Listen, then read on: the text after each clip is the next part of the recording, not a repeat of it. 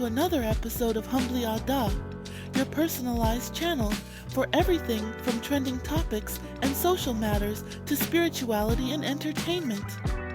I'm your host, Princess Adah. Thank you so much for joining me today.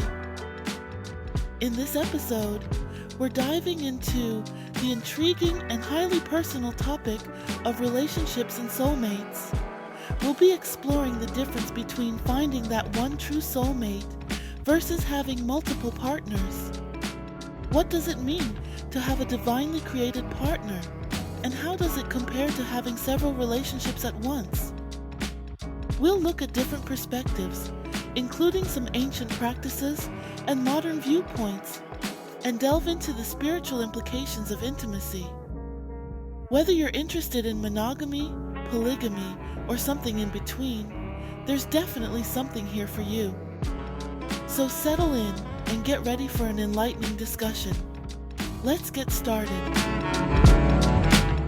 All right, let's jump into this random thought I had recently about relationships. You ever feel like some relationships are heaven sent while others are hell sent?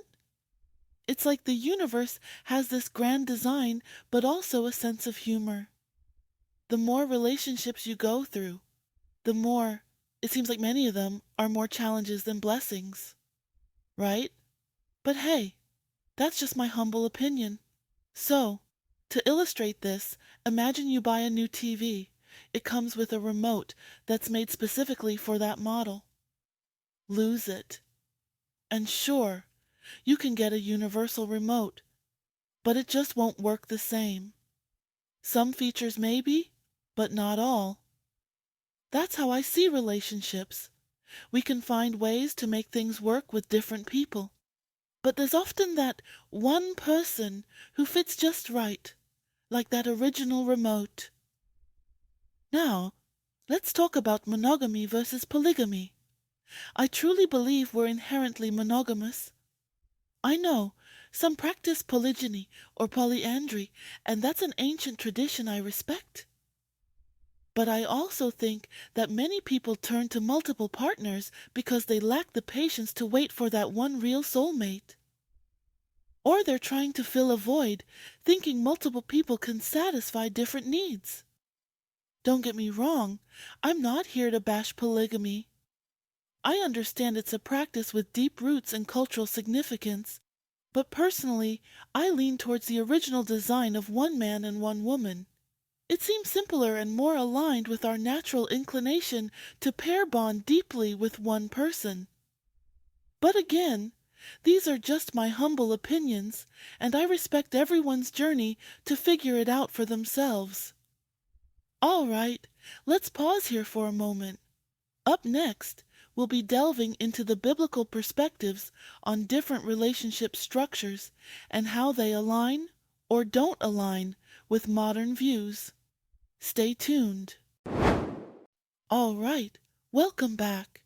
Let's now explore the biblical perspectives on different relationship structures like monogamy, polygyny, and polyandry. In Scripture, we see examples of these different relationship models. For instance, polygyny, where one man has multiple wives, is quite common in the Old Testament. Think of King Solomon with his many wives and concubines. There's also the rare case of polyandry, which some interpret in the story of the woman at the well in Jesus.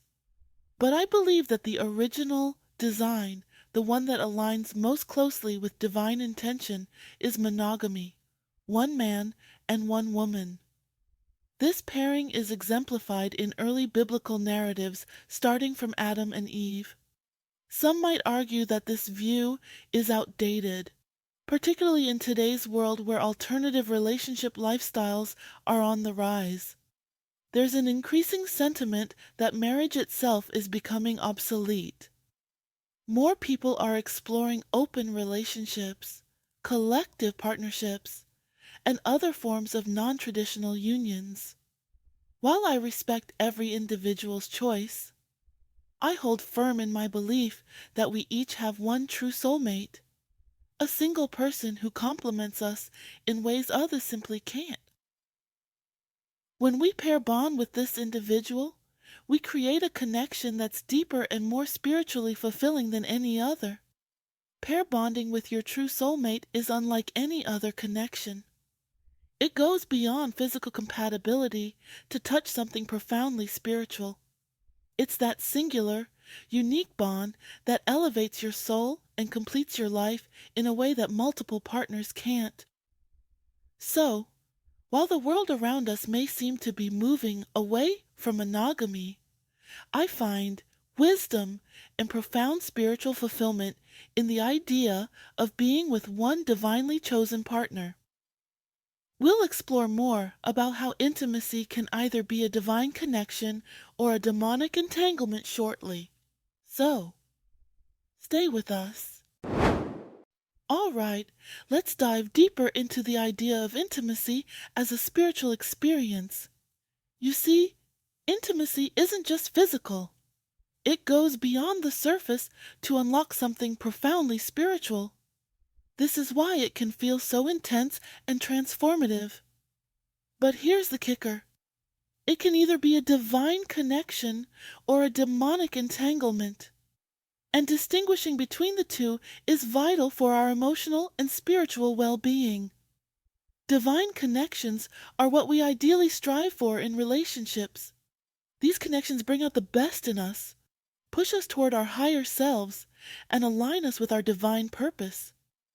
They don't just satisfy the flesh, they nourish the soul. But demonic entanglements, on the other hand, do the opposite. They drag us down, leave us feeling emotionally exhausted, and can even lead us astray from our true path. These entanglements often come with multiple partners, where the connection is more about fleeting pleasure than lasting fulfillment.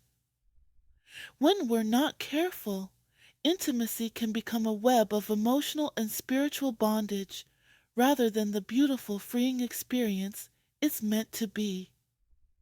It's all too easy to mistake a demonic entanglement for a divine connection, especially when we're searching for multiple partners to fill various voids within us.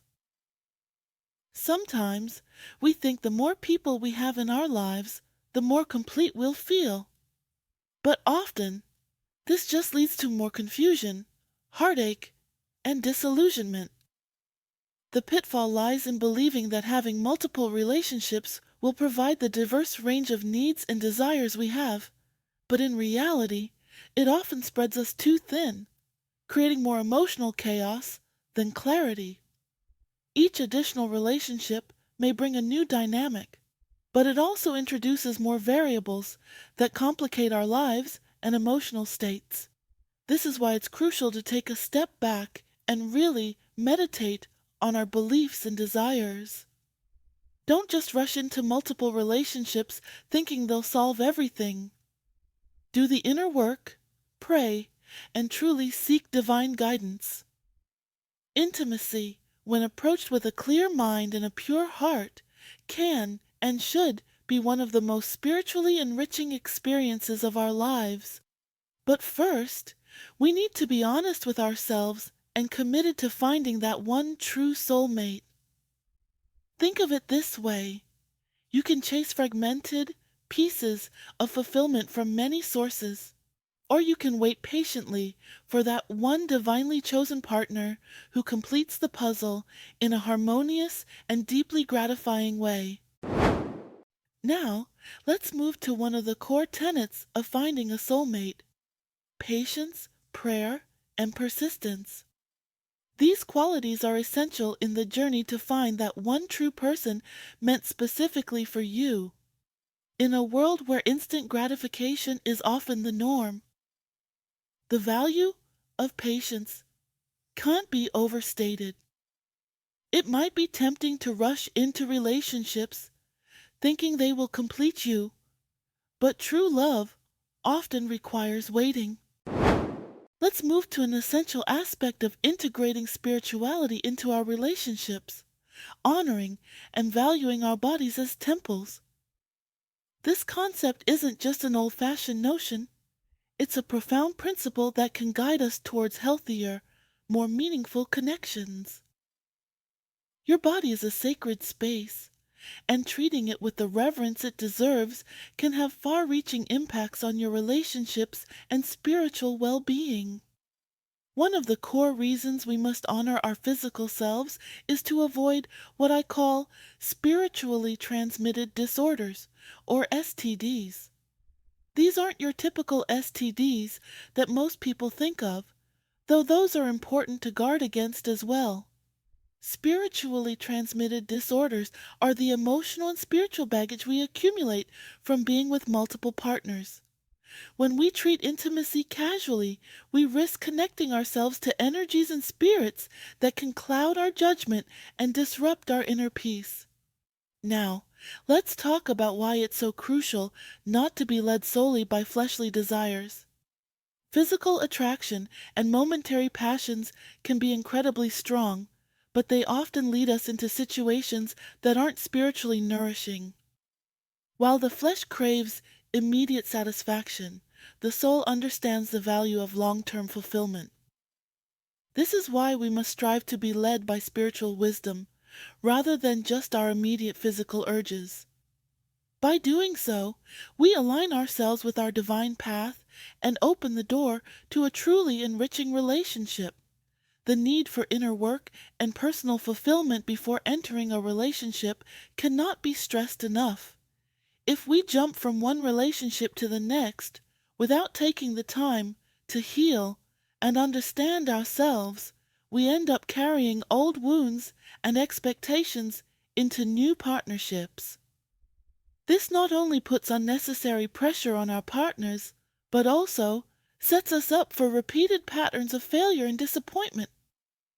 Taking the time to do the inner work enables us to enter relationships from a place of wholeness and strength, rather than neediness or desperation. Remember, before you can find your true soulmate, you need to become the best version of yourself. This involves self-reflection, personal growth, and sometimes a period of solitude. Embrace this time as an opportunity to focus on your well-being and spiritual development.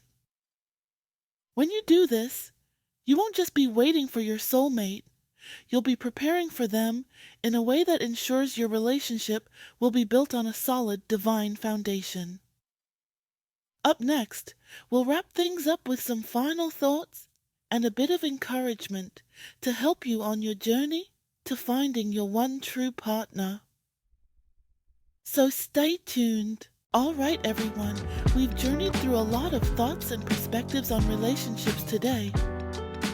If there's one key takeaway, it's the importance of being patient and doing the inner work required to find your true soulmate. As we've discussed, whether it's the analogy of the TV remote, the biblical perspectives, or the spiritual aspects of intimacy, it's all about finding that one person who truly complements and completes you. Now, I encourage you to seek out your divine partner, your true soulmate. Invest time in yourself, pray, meditate, and be clear about what you truly desire. Remember, it's better to wait for that unique connection than to settle for multiple temporary ones. Your soulmate is out there, and with persistence and faith, you will find them. Before we wrap up, I want to remind you to leave a comment. I love reading your feedback, and it truly means the world to me. Also, remember to like, subscribe, and follow me on social media. You can find me on YouTube, Facebook, TikTok, and Instagram. All the links are in the show notes. Thank you for being part of the Humbly Adah community. This is Princess Adah, wishing you all the best on your journey to love and fulfillment. Until next time, may it be well with you. See you later.